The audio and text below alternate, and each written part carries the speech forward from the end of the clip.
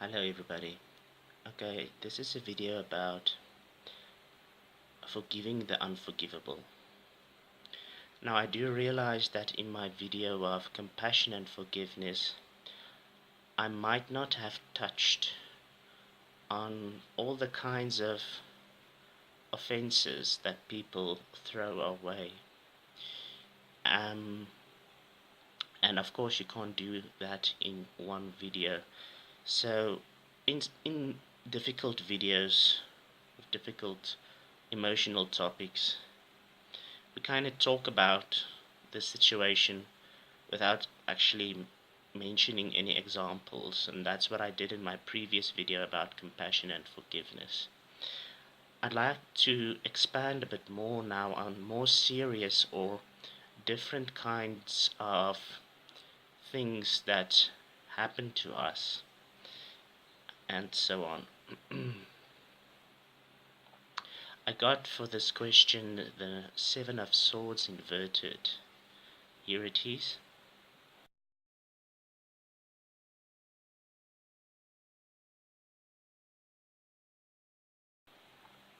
Okay, so what's interesting to me about the Seven of Swords is you can see the man is getting away with it. So I'd like to say that when you're forgiving somebody about a very serious matter, you're firstly not doing it for that person. You're doing it for yourself. It's not so much as to forgive and associate with that person again if you don't need to or if you can't. What's more important is to break the psychological and emotional hold that person has over you. So,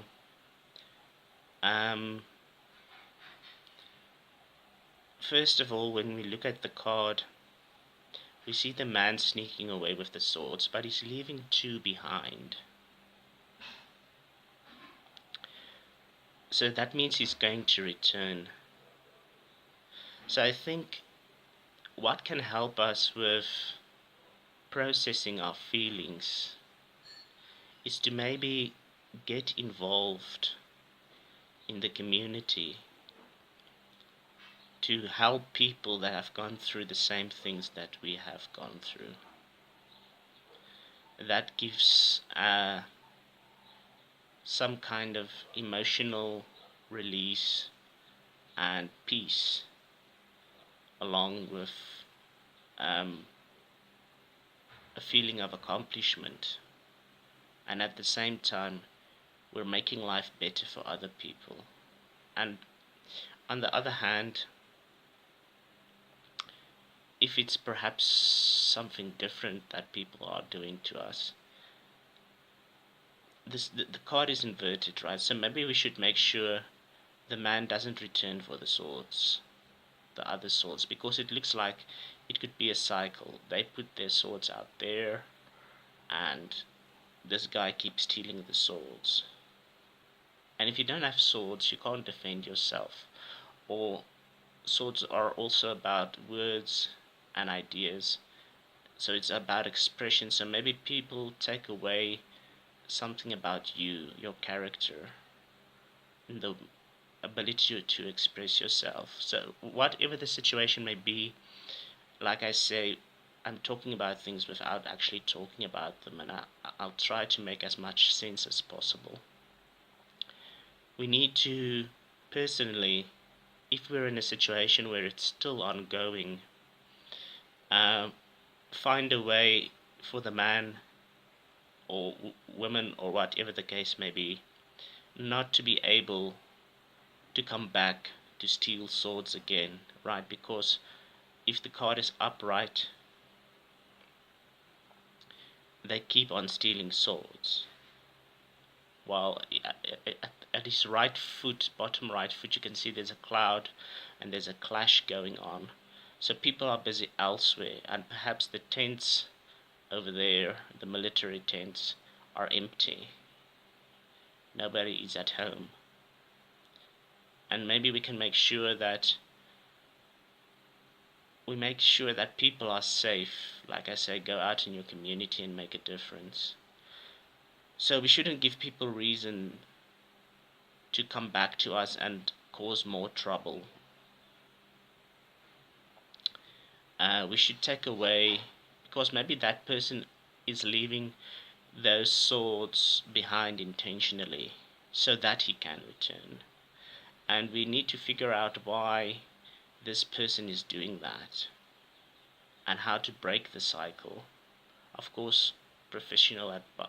So I think it's not so much about forgiveness in the sense that we are friends again. It's about preventing that person from harming other people again. That's going to give you more peace than the stereotype idea of forgiveness.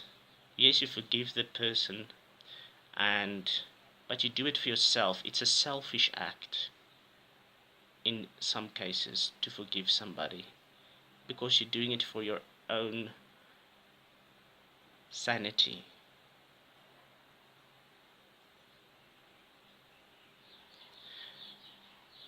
So those are a few things I'd like to say about forgiving the unforgivable. I'm sorry if I didn't touch on everybody's personal idea or situation of what they're going through, but I just like to close with saying, and this is not such a long video, because it's simple, really. You do not befriend people or try to be social with them if they're doing unforgivable things to you, or if they keep repeating the same cycle, because sometimes we're in a situation, no matter what it is, and that person is repeating the same cycle, and we need to find a way to break that cycle, because every time that person does the same thing. So forgiving somebody doesn't mean you forget and you're their friend again, and tomorrow they do the same thing and they come back for the other swords, and slowly but surely they're breaking you down emotionally, creatively, and in many other ways. And I also made a video about how, which may help a bit with this topic, how to allow people to respect you more. And I got the Ten of Swords there upright, and I said it looked like some kind of a ritual. Everybody got a kick out of Sam and Bob, and it's kind of our fault in certain situations if we allow people to keep on doing the same things to us. Maybe we do it for people that we love, but we can only shape so many people at once. So of course there are many different situations.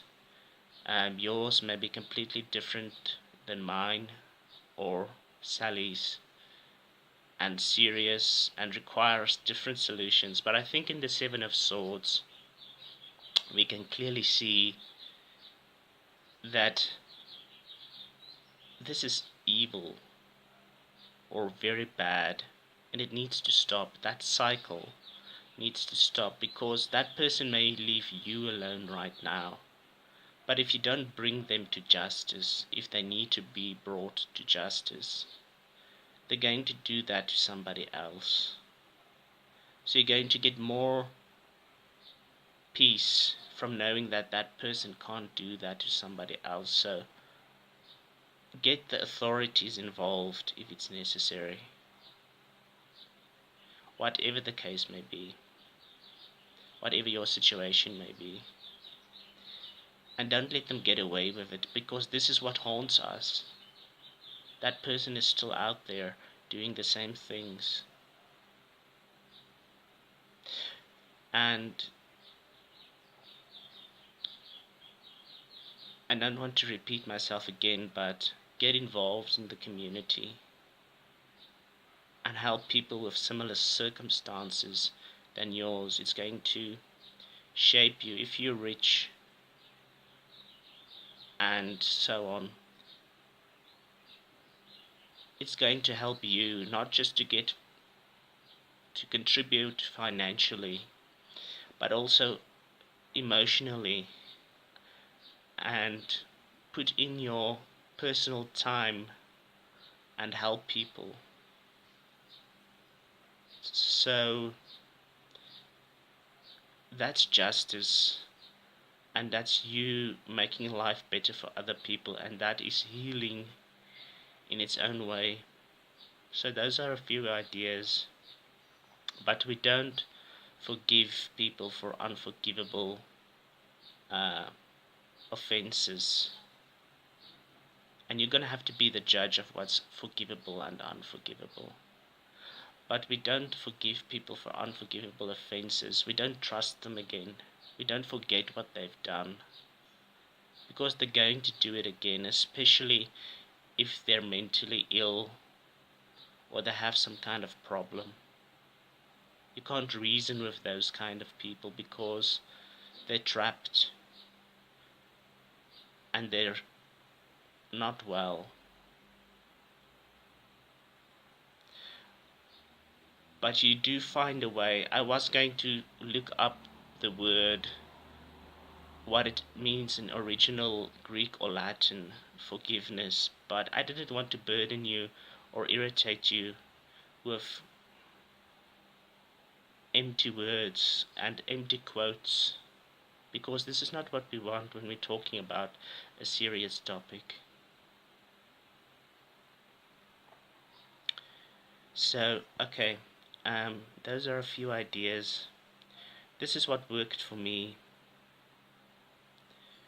The release I found from unforgivable acts that was committed against me is not to be religious about it,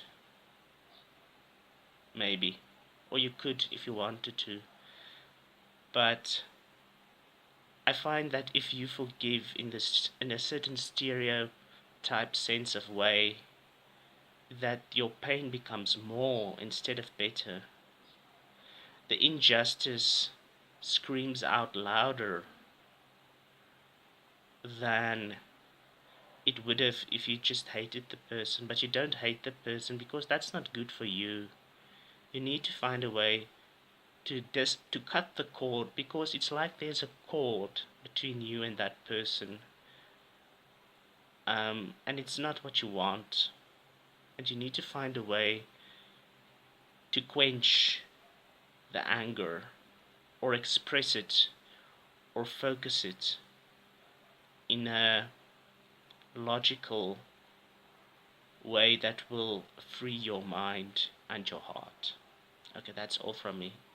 I hope that helped. If you have any questions, I do have a diploma in narrative therapy.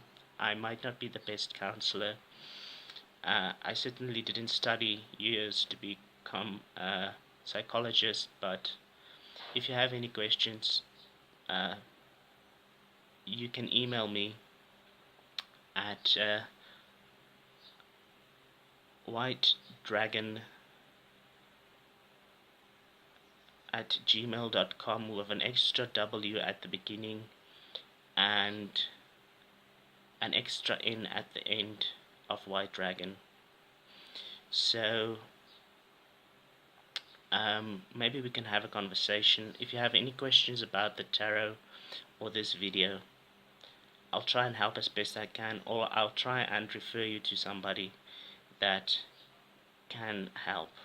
Okay, thanks for watching. Cheers.